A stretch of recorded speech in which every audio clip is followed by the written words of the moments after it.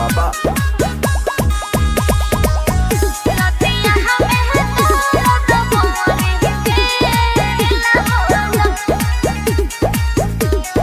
आजू काहे भोरही से बारू ले लुआइल, देखो तानी तोहरा के मुहावा सुखाइल।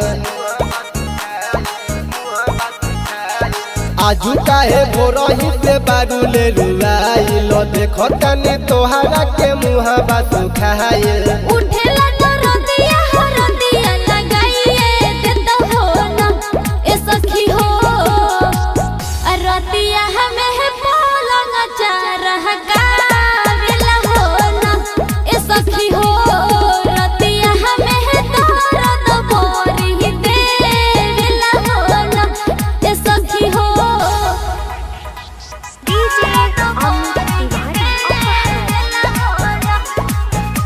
Jagdamba recording studio Motipur.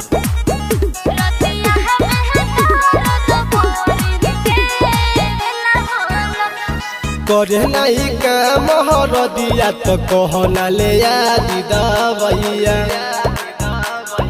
आज के रात खाली जाए ना करो दानी कबनो पैया। करे नहीं काम हर दिया तो कहना ले आदि दवैया। आज के रात खाली जाए ना हम करो दानी कबनो पैया।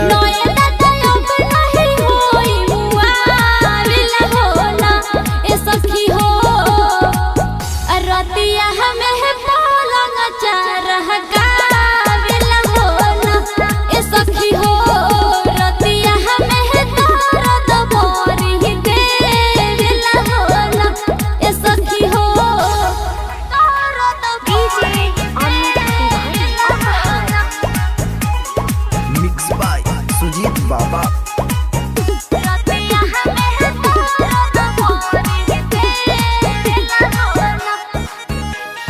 अमन बेदरदी सविता राज कहले कि राखल न मनवा।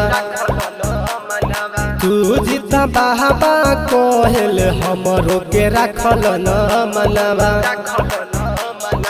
अमन बेदरदी सविता राज कहले कि राखल न मनवा। तू जीत बाबा कहले कि राखल न हमरो तू मनवा।